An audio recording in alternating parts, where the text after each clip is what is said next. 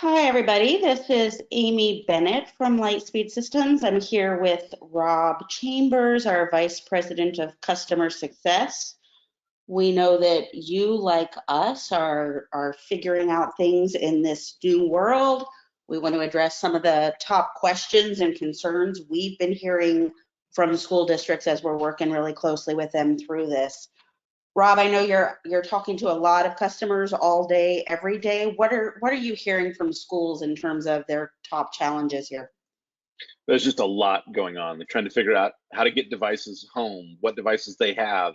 How can they maybe repurpose carts or other devices that might have been around the school and get them in kids' hands and get them home? Is there Wi-Fi available in the home? And then, once then are the devices protected? Are they filtered?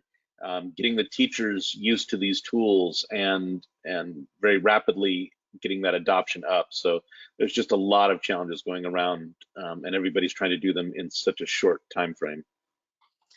Yeah, I feel like this move to one-to-one is something that schools have made so much progress in, and now they're having to do so much really quickly in terms of getting every student a device, making sure they have Wi-Fi, doing all of that. But one of the top reasons we hear schools coming to us is to make sure as they get those devices out there, they're filtered, right?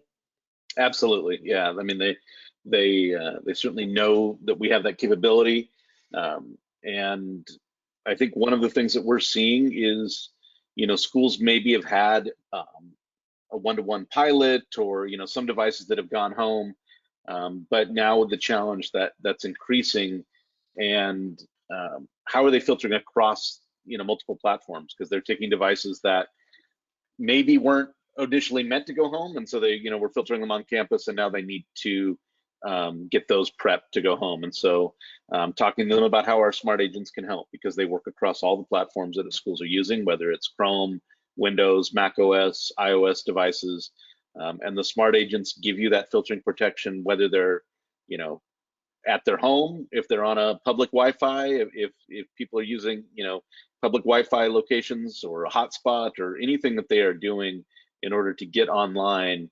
The smart agents are going to keep that user protected across all of those platforms. Yeah, as we're talking about some of these things, I'm going to be just walking through the Relay interface, showing people who are new to Relay or getting deeper into Relay how all of this works. But the smart agents are really the key there. And I'm hearing that same thing that you are, Rob, that maybe certain Chromebooks have been going home with students for some period of time, but now schools are pulling out the classroom iPad carts and some old Windows devices that stayed on campus. And so all of those devices need to be filtered wherever they are. Tell everyone how Smart Agent technology works to do that. So that's, if you're not familiar with the Relay Smart Agents, that's really where the power of this comes in, because essentially the agent is a standalone web filter. It gets its policies and handles reporting through the centralized Relay console, but each agent operates as a web filter on its own. So really, wherever that device is, it's going to be protected. It's going to have the appropriate policy. It knows the identity of the user on the device. So as you have younger students or staff or different groups of users who need those different policies, all of that's going to apply. And it really doesn't matter where the device is, because it has that filtering engine, it has the decryption capabilities all built directly into that agent. And for schools that are already closed and students already have devices at home, how can this be pushed out? So there's several different ways. The nice thing about today's operating systems is that they all support the ability to be remotely managed, over-the-air management. Kind of started with iOS devices. We're very heavy into the MDM over-the-air management, but over time, all of the operating systems. So Chrome is, also from the ground up been an over-the-air management through the Google Management Console, and you can push the Relay Smart Agent extension through there. Mac, Windows, and iOS devices all support MDM for both management and app deployment. And even if your devices are not already enrolled, they can still be remotely enrolled by emailing a link to your students and say do this, and then the not only the agent, but then other apps you might need can be pushed. Because you're dealing with curriculum apps that may not be out there, and so as you get them into MDM, you can push all of those out as well. Great. Let's talk about getting the actual users in there as well. You talked about different policies for different groups, all of that. I think schools, first of all, just want to get them filtered and then have the opportunity to fine tune that. So how does a device become associated with a student, or how do those policies get set? Yeah, that's great. I think I'll kind of back up a little bit to what you said, Amy, too. And one of the strategies I'm working with schools on is, let's just get your users with a base policy, and worry about the differentiation, because the nice thing about Relay is a full cloud system that you don't have to go back and touch the devices to add identity later and that kind of thing. So we're working with schools of just getting a base policy configured and then importing your users in. The easiest way is going to do that from something like your Google console. We can just import that in if you already have a cloud directory in place. But we can also take a CSV import or use some third-party tools and that kind of thing. But all of that can be done over time. It's not an immediate requirement, because we can get you up and protected with that base filtering policy, get your needs out there, and then you can ease into those differentiated policies as you need to. Yeah, that's a really great point. So you get the agent or extension pushed, and you have that layer of protection, SIPA compliance, all those things schools need, and then you can adjust and fine tune as schools really start getting into remote classrooms and different sorts of policies. Yeah, and then kind of that goes to the first part we were talking about. The people are just trying to do this so rapidly, they just need to get that protection out there. We'll worry about that differentiation, over the coming days, weeks, whatever is appropriate. So. And Relay, right out of the gate, comes with our best practice policy settings for SIPA compliance built in. But looking here at some of these default rules and some of the categories, what kinds of protections can schools expect here? Yeah, absolutely. And we have been doing this for a very long time, focused on education, and so you're going to see that in our policies there. As Amy mentioned, our base policies are meant to give you kind of the base protection you need, that basic level that I'm talking about. But other things that as you start to go into those more advanced policies and more things, you look at things like safe search, and social media controls, being able to allow or block those sites, or getting into those individual categories, maybe even custom categories. One of the ones Amy and I were talking about this morning is starting to allow some of the video conferencing sites, Zoom, Google Hangouts, and that kind of things that you may not normally be allowing during the school day, but now the challenges of getting that connection going. So you have that ability to differentiate all of those categories to do those kinds of things that you need. YouTube with video rules is another huge one, with the ability to make YouTube usable, even remotely, and kind of take away the distraction. We all tend to sit at YouTube and can go down the rabbit hole, and next thing you know, it's an hour later and you don't even remember what video you started watching. But with the Smart Play functionality, you can keep the education videos on, keep the bad stuff off, and remove those distractions, which is going to be very useful during what is now the school time, even though the students are no longer going to be necessarily in the classroom in order to do that.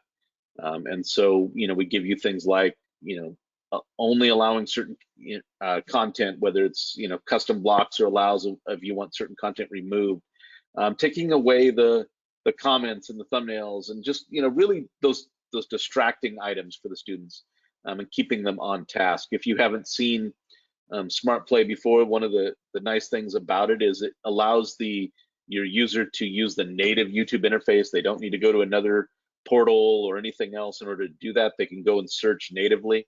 And then the content that is maybe distracting or shouldn't be allowed as a school session is just blocked. And so it really simplifies that experience of getting that content in the students' hands without having to really overly manage that on the IT side of things either. I'm seeing a lot of teachers record their lessons and post those to YouTube in the district channel or in their own class channels. So how could that work to make sure those are allowed for the students Yeah, to have? that's a great point, Amy. That's that can be one of the challenges with some of the other ways of managing YouTube content, like restricted mode and that kind of thing. That dynamic real-time content that a teacher is generating can be difficult to be allowed for students.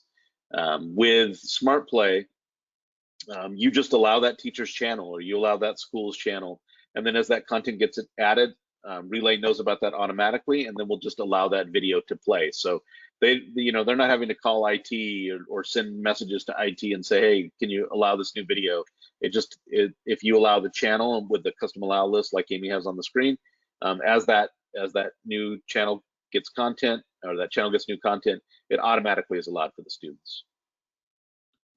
And then Rob, with class being off the school campus, as well as everything being off the school campus at this point, the smart agents are going to work anytime and anywhere. But these after school rule settings, I feel like, can help create some balance where you're keeping students focused on education during certain times of the day, but opening up other things so they're able to maintain connections and maybe do social media or do gaming during other times. So how does after school rules support that kind of balance? Yeah, that's the after school feature has always had two methods for defining that, one being kind of on campus, off campus, and then a time of day option, which is the schedule that we see on the screen now. This is a great way of doing this because you can set those school hours, and then on that device they're going to get restricted down to those school policies and that school content during that time. But recognizing that we all need kind of a break from what's going on, and maybe you do want them to have that distracting YouTube content after school hours, and so giving them that ability to open that up. So doesn't have to be a restrictive policy all the time. You can allow things, or as Amy has here, you can allow social media and just allow that content to be a little less restrictive during the outside of what is now going to be the remote school session day. And really for this, but for everything else we're talking about too, the ability to do this in varying degrees by grade or age or group. So maybe you want a different evening policy for high school students where you do want them to be using social media and connecting, but not for elementary students where you're worried about keeping that safe. So you can set any of these things differently by those levels. Yeah, that goes across all of our policies, whether it's web categories or video content or social media. All of that, you have the ability to differentiate not only by time of day, as we're looking at here in after school rules, but by that user. So as you do that user integration we were talking about earlier, you'll be able to differentiate those policies and apply those different sessions. So even before the coronavirus outbreak, we were all talking and worried about students' social emotional well-being. Reports have come out that suicide rates among young people were at a 30-year high, and they were climbing. As we're looking at students for a prolonged period being physically disconnected from their peer groups, being at home when sometimes school was a safer place than that, and just feelings of social isolation that can come with this.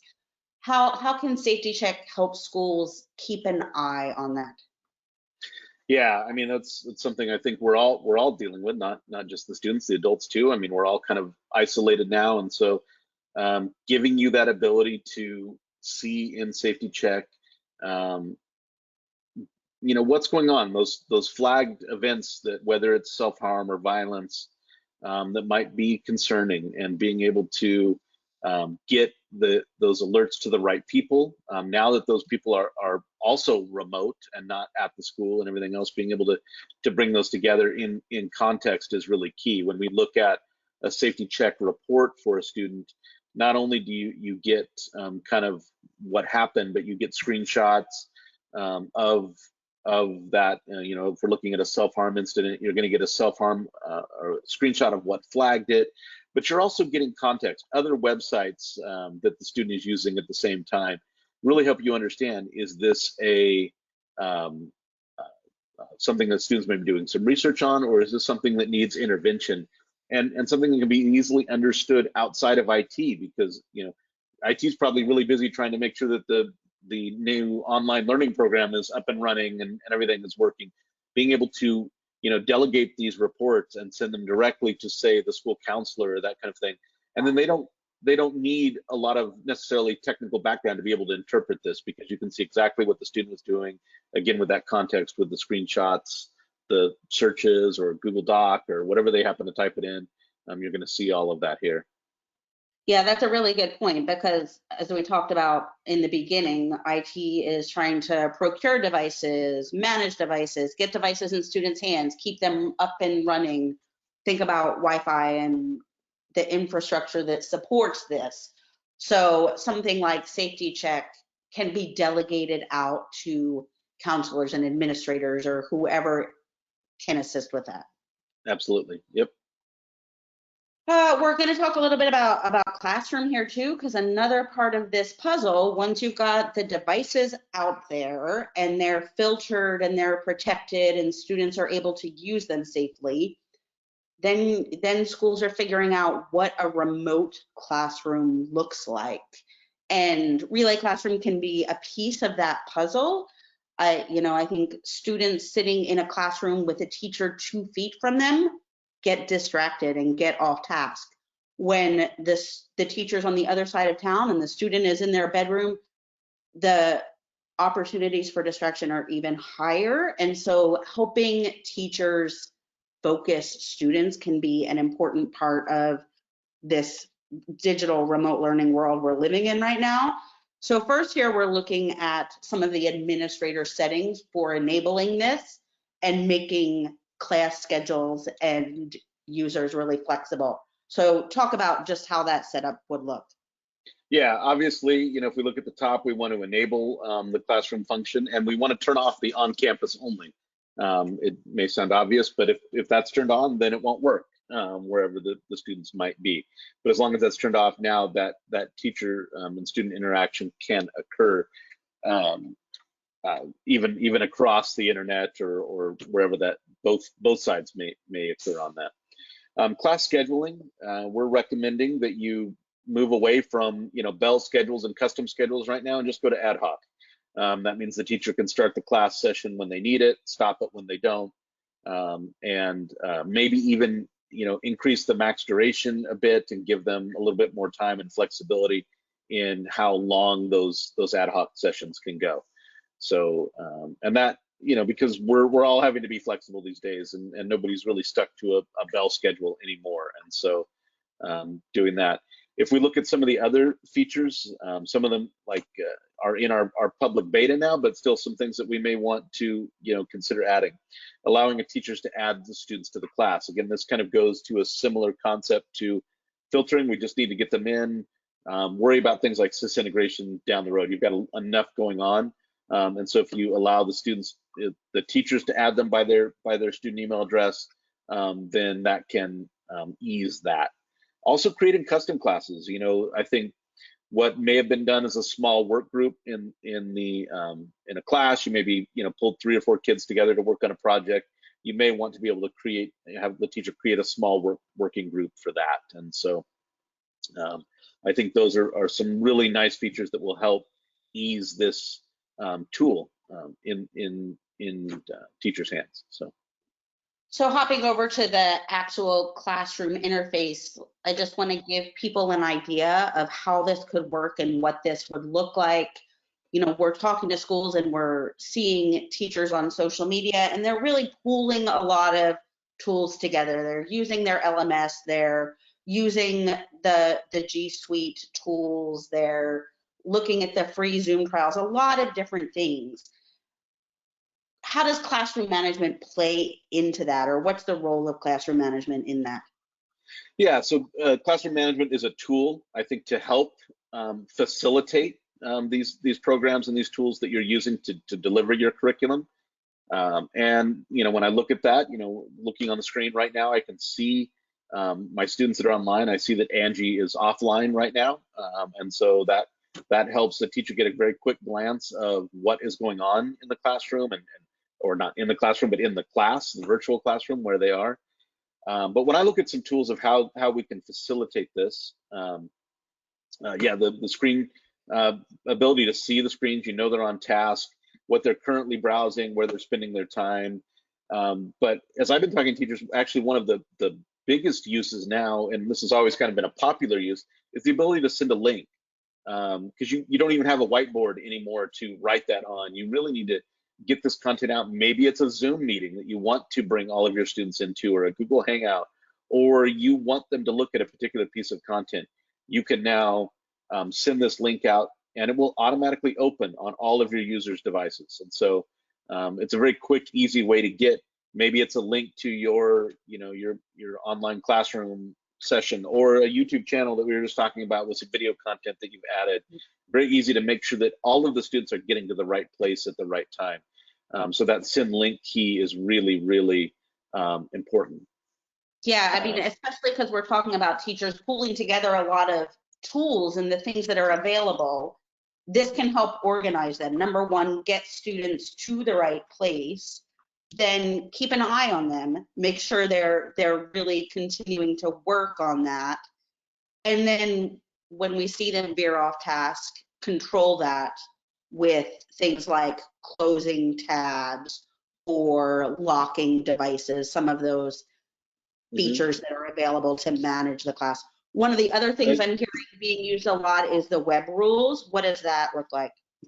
So the web rules allows you to either restrict down some content, so that you may say, I only want the students on these 3, 4, 5 websites right now while we're doing the lesson. Help kind of remove some of those distractions, or eliminate certain content.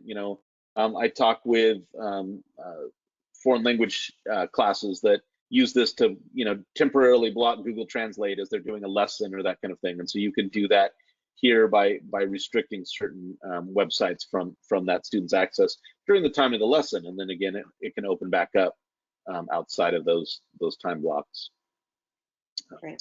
Yeah, so we're continuing to share a lot of tips and ideas for how this can be used in the classroom. We have blogs coming out. We have a lot of content for that. So kind of beyond that, I'm seeing on our K-12 sysadmin Reddit and in the different things that we follow that one of the concerns is that teachers are getting offers for free tools and using them, and they have not been vetted like they normally would have been, and schools are worried about student data privacy. Is that a realistic concern? Yeah, it is. I mean, I know my email box is flooded with alerts of how companies are going to help us through this, and teachers aren't any different. They're getting these advertisements, and some of it can be very great content that the teacher may want to pull in, but is it meeting your district's safety requirements and federal requirements, say around SIPA, COPA, FERPA, all those kinds of laws, or if you're international, GDPR, those kinds of things that we all have to deal with.